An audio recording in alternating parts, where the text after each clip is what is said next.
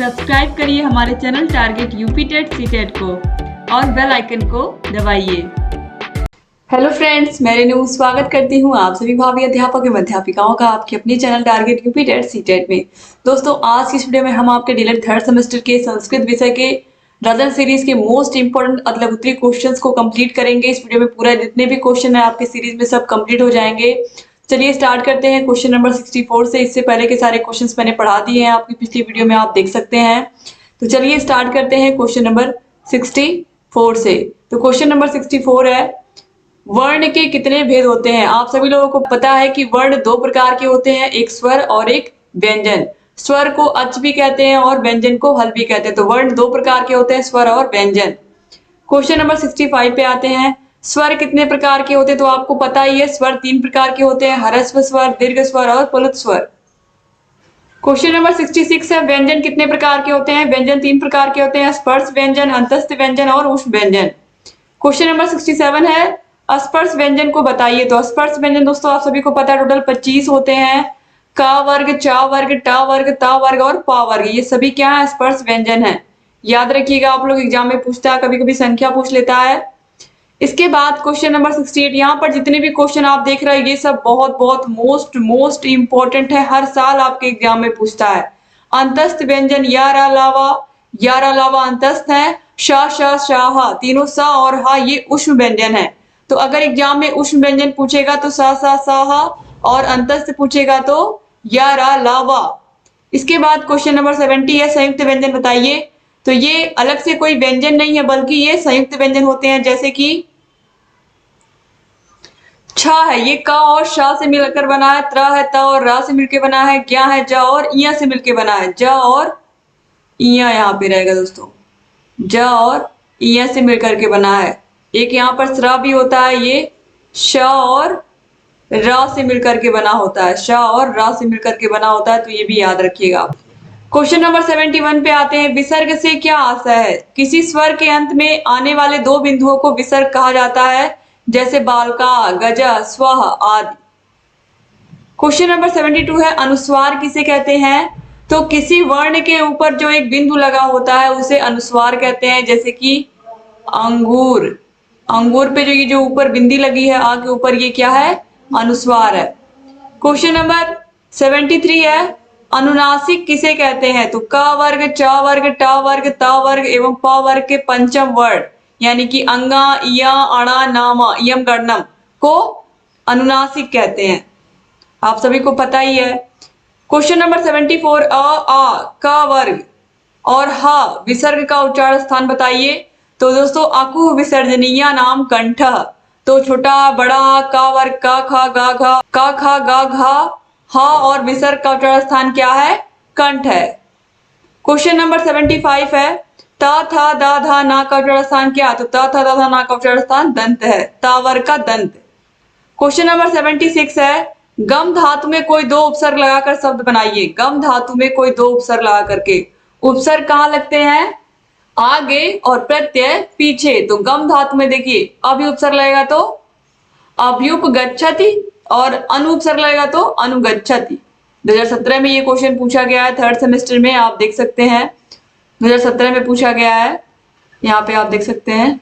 Question number 76 है, गम धातु में कोई दो उपसर्ग लगाकर शब्द बनाइए।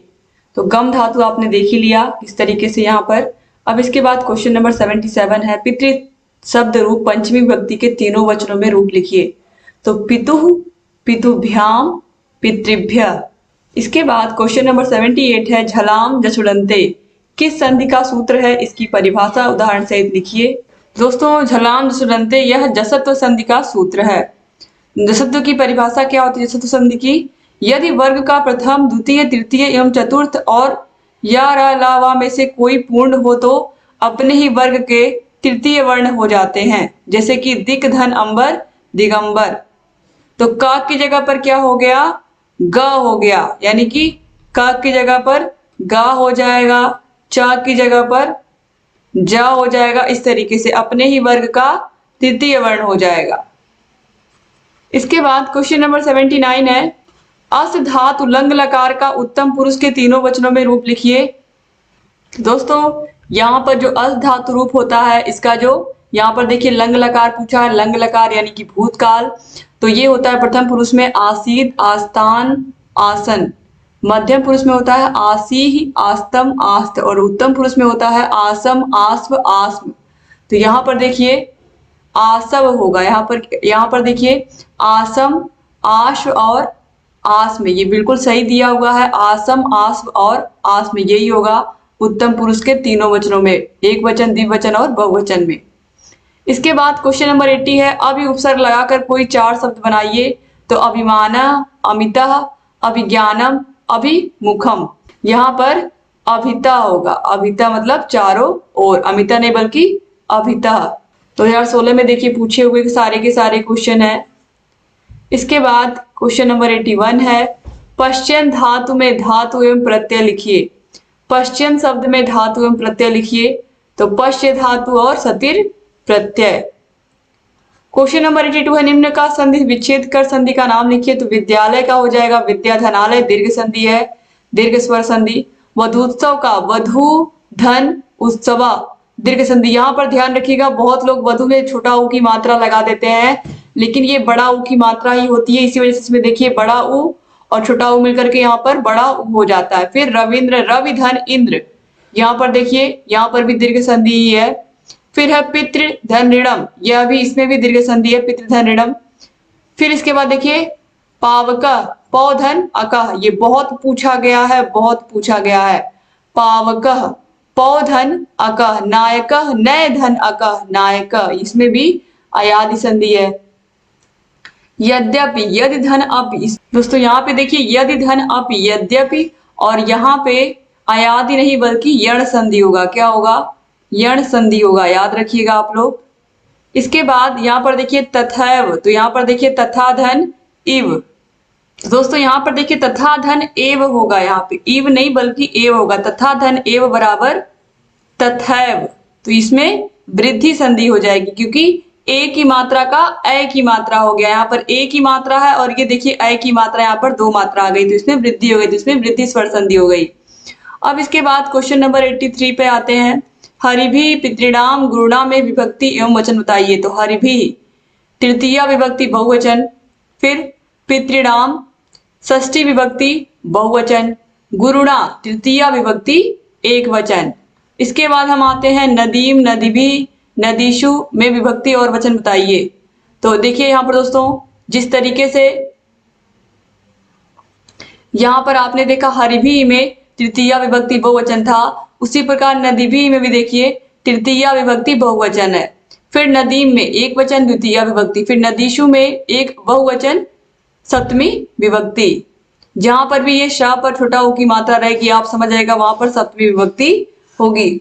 अब यहाँ पर देखिए हमें समास बताना है यथाशक्ति। तो यथाशक्ति में अव्ययी भाव समास है। ये सारी चीजें मैंने आप लोगों को क्लास में पढ़ाई है। जिन भी प्रशिक्षुओं ने अच्छे से सारी क्लासेस ली होंगी उन्हें सारे के सारे क्वेश्चन अच्छे से समझ में आ रहे होंगे। प्रतिदिनम में भी अव्ययी भाव समास है। पितृभक्त, इसमें तत्पुरुष समास है, पिता का भक्त। विद्याहीन, विद्या से हीन, इसमें भी तत्पुरुष समास है। राजपुरुष, राजा, राजा का पुरुष, तो यहाँ पर आप देखिए ये भी तत्पुरुष समास है। दोस्तों यहाँ पर ध्यान दीजिएगा, गजानन शब्द किसी एक पर्टिकुलर अगर व्यक्ति के लिए प्रयोग हो रहा है, किसी विशेष व्यक्ति के लिए, तो यहाँ पर वह गणेश भगवान के लिए प्रयोग होता है, इसलिए इसमें कर्मधारय नहीं बल्कि क्या होगा? बहुब्रीहि समास होगा। बहुब्रीहि समास होगा, याद रखिएगा, बहुब्रीहि समास होगा। ठीक है, तो यहाँ पे बहुब्रीहि होगा। और महाकवि, महान कवि, यहाँ पे देखिए विशेषण और विशेष की बात आ गई, तो यहाँ पर कर्मधारय समास होगा। इसके बाद क्वेश्चन इसके बाद देखिए और भी है यहाँ पर क्वेश्चंस। नील कमलम, नील कमलम, तो यहाँ पर इसमें भी कर्मधारय समास होगा, बिल्कुल सही है। पंचानन, 5 है आनंद जिसके, 5 है आनंद जिसके, अर्थात भगवान शंकर के लिए प्रयोग होता है यह, तो इसमें बहुब्रीहि समास होगा। दोस्तों अगर बहुब्रीहि समास ऑप्शन में नहीं दिया है तो हम द्विगु समास भी लगाएंगे, लेकिन अगर बहुब्रीहि दिया है तो हम द्विगु को नहीं लगाएंगे। फिर नीलकंठ, नीलाकंठ जिसका अर्थात भगवान शिव, तो यहाँ पर बहुब्रीहि समास हो गया। फिर इसके बाद देखिए पीतांबर दिया हुआ है। पीत है अंबर जिसका, या पीला है अंबर जिसका, अर्थात भगवान विष्णु, तो यहाँ पर भी बहुब्रीहि समास बिल्कुल सही दिया हुआ है। त्रिलोचन, 3 है आंखें जिसके, अर्थात भगवान शिव, तो यहाँ पर बहुब्रीहि समास दिया, बिल्कुल सही। लंबोदर, लंबा है उदर जिनका, अर्थात भगवान गणेश। तो यहाँ पर बहुब्रीहि समास दिया है, बिल्कुल सही दिया है। पंचवटी, पंचवटी यहाँ पर देखिए पांच, यहाँ पर देखिए संख्यावाचक शब्द है, इसी वजह से इसमें द्विगु समास होगा। नवग्रह, यहाँ पर भी देखिए नौ ग्रह, यहाँ पर भी संख्या आ रही है नौ, यहाँ पर भी द्विगु समास होगा। चतुर्मुख, चतुर्मुख में द्विगु समास भी होगा और बहुब्रीहि समास भी होगा, बहुब्रीहि समास भी होगा, क्योंकि यह भगवान ब्रह्मा जी के लिए भी प्रयोग होता है, ठीक है। इसलिए इसमें द्विगु और बहुब्रीहि दोनों होगा। क्वेश्चन नंबर 86 है, ह्रस्व स्वर के अंतर्गत कौन कौन से वर्ण आते हैं? तो ह्रस्व स्वर के अंतर्गत अ, ई, उ, री और ये 5 वर्ण आते हैं, याद रखिएगा। दीर्घ स्वर के अंतर्गत कौन कौन से वर्ण आते हैं? क्वेश्चन नंबर 87 में पूछा है। तो दीर्घ स्वर में बड़ा आ, बड़ी ई, बड़ा उ, री, ए, ओ, औ, ये 8 वर्ण आते हैं। इसके बाद क्वेश्चन नंबर 88 है, प्लुत स्वर का एग्जाम्पल दीजिए। तो प्लुत स्वर का एग्जाम्पल ओम। क्वेश्चन नंबर 89 है, स्वर से क्या आशय है? जिन वर्णों के उच्चारण करने में किसी अन्य वर्ण की सहायता नहीं ली जाती है, इन्हें हम क्या कहते हैं? स्वर कहते हैं। क्वेश्चन नंबर 90 है, व्यंजन से क्या आशय है? जिन वर्णों के उच्चारण करने में किसी स्वर की सहायता ली जाती है, उन्हें हम व्यंजन कहते हैं। जैसे कि क बोल रहे हैं तो उसमें अ आ रहा है, स बोल रहे हैं स में अ आ रहा है। तो इस तरीके से व्यंजन वर्णों को बिना स्वरों की सहायता के हम नहीं बोल सकते हैं। क्वेश्चन नंबर 91 है, रामाय गो ददाति में कौन सा कारक है? तो दोस्तों रामाय गो ददाति, राम गाय का दान करता है। जहां पे दान होता है वहां पे संप्रदान कारक होता है, संप्रदान कारक में चतुर्थी विभक्ति होती है। चतुर्थी विभक्ति एक वचन, क्योंकि राम गाय दे रहा है ना। इसके बाद देखिए क्वेश्चन नंबर 92 है, गुरु शब्द के सप्तमी विभक्ति के सभी वचनों के रूप लिखिए। तो दोस्तों ये हो जाएगा गुरो, गुरुवो, गुरुस, बिल्कुल सही दिया हुआ है यहाँ पर। क्वेश्चन नंबर 93 है, नायक का संधि विच्छेद कीजिए तथा नायक का नाम लिखिए। दोस्तों यहाँ पर नायक की बात की गई है, नायक में संधि विच्छेद होगा नय धन अकह। यहाँ पर नौ नहीं बल्कि क्या होगा? नय होगा, न पर अ की मात्रा, नय धन अकह नायक, याद रखिएगा। नय धन अकह मिलकर के क्या हो जाएगा? नायक। ये बहुत इंपॉर्टेंट, देखिए 2017 में पूछा भी गया है। इसके बाद क्वेश्चन नंबर 94 पे आते हैं, गम धातु में कत्वा प्रत्यय लगाकर शब्द बनाइए। तो देखिए ये हो जाएगा गत्वा, 2017 में पूछा गया है। क्वेश्चन नंबर 95, अक प्रत्याहार के अंतर्गत कौन कौन से वर्ण आते हैं? तो अ, ई, उ, री, 2017 में पूछा गया है। क्वेश्चन नंबर 96 है, गुण किसे कहते हैं? तो अ, ए, ओ वर्णों को गुण कहते हैं। क्वेश्चन नंबर 97 है, वृद्धि में कौन कौन से वर्ण आते हैं? तो वृद्धि में आ, ए, औ वर्ण आते हैं। आ, ए, औ यही वर्ण आते हैं दोस्तों, याद रखिएगा। क्वेश्चन नंबर 98 है, प्रयत्न किसे कहते हैं? तो देखिए वर्णों का उच्चारण करने के लिए मुख के अंगों की चेष्टाएं ही प्रयत्न कहलाती हैं। क्वेश्चन नंबर 99 है, अभ्यांतर प्रयत्न कितने प्रकार का होता है? तो अभ्यांतर प्रयत्न 5 प्रकार का होता है, स्पृष्ट, ईषद स्पृष्ट, विवृत, इसके अलावा ईषत विवृत और संवृत। क्वेश्चन नंबर 100 है, स्वरों के उच्चारण में कौन सा प्रयत्न होता है? तो स्वरों के उच्चारण में विवृत प्रयत्न होता है, और ये क्वेश्चन सबसे पहला आपने देखा था इसी पूरे सीरीज में। क्वेश्चन नंबर 101 है, स्पृष्ट प्रयत्न में कौन कौन से वर्ण आते हैं? तो स्पृष्ट प्रयत्न में क से म तक के समस्त वर्ण आते हैं। क्वेश्चन नंबर 102 है, नासिका के सहारे किन वर्णों का उच्चारण होता है? तो नासिका के सहारे अंगा, य, अणा, ना, मा, यानी कि जो लास्ट के वर्ण हैं सभी वर्गों के, उनका उच्चारण होता है। क्वेश्चन नंबर 103 है, प वर्ग से आप क्या समझते हैं? तो प वर्ग में प, फ, ब, भ, मा यही वर्ण आते हैं। क्वेश्चन नंबर 104 है, च का उच्चारण स्थान बताइए। तो च का उच्चारण स्थान तालु है। इच यशा नाम तालु, इसको बहुत अच्छे से मैंने पढ़ाया है आप लोगों को। उच्चारण स्थान जितने भी टॉपिक हैं आप लोगों के संस्कृत में बहुत अच्छे से मैंने पढ़ाया। अगर ये आपने पढ़ लिया अच्छे से तो आपको यूपी टेट में अलग से संस्कृत पढ़ने की जरूरत ही नहीं पड़ेगी। सारे के सारे कॉन्सेप्ट मैंने क्लियर करा दिए हैं, सारे के सारे सिलेबस को कंप्लीट करा दिया है आप लोगों के। आप लोग अच्छे से देख करके जाएंगे तो आप लोग की तैयारी बहुत बेहतर होगी दोस्तों। आप लोग एग्जाम में बेहतर कर पाएंगे। क्वेश्चन नंबर 105 है, कंठ से किन वर्णों का उच्चारण होता है? तो कंठ से अकु विसर्जनीय नाम कंठ। तो यहाँ पर ये अंग का तो नासिका होता है। तो देखिए क, ख, ग, घ, विसर्ग और ह, इसके अलावा ये आ, इनका उच्चारण स्थान कंठ से होता है। क्वेश्चन नंबर 106 है, नदी का विभक्ति तथा वचन रहित, नदी का द्वितीय विभक्ति बहुवचन। क्वेश्चन नंबर 107 है, पितृ शब्द का चतुर्थी एक वचन में रूप लिखिए। तो दोस्तों ये हो जाएगा पित्रे।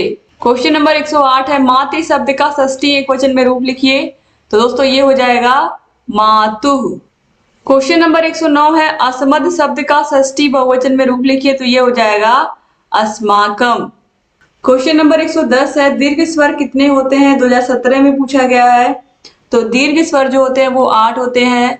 तो आ, ई, उ, री, ए, ओ, औ यही होते हैं। तो इस तरीके से आपके सारे के सारे क्वेश्चन यहाँ पर खत्म हो गए। आपके राजन सीरीज के अतिलघु उत्तरीय आप बहुविकल्पी क्वेश्चंस को भी मैंने करा दिया है, आप उनको भी देखिए। राजन सीरीज, पवन सीरीज के सारे क्वेश्चंस को कराने का एक ही उद्देश्य है कि जो आप लोग की तैयारी है वो बेहतर हो पाए। दोस्तों अगर चैनल को सब्सक्राइब नहीं किया तो प्लीज सब्सक्राइब भी कर दीजिए और बेल आइकन को भी प्रेस कर दीजिए ताकि जो भी नई वीडियोस हम बनाते हैं उसका नोटिफिकेशन आपके पास मैसेज आए और आप बिना मिस किए हमारे सारे के सारे वीडियोस को देखते रहे। दोस्तों वीडियो को शेयर करना मत भूलिएगा, अपने कॉलेज के ग्रुप में, व्हाट्सएप ग्रुप में अपने प्रिय मित्रों को जरूर शेयर करिएगा, वीडियो को लाइक करके जाइएगा। और आपको सारे के थर्ड सेमेस्टर के सारे विषयों की link description box, comment box में मिल जाएगी।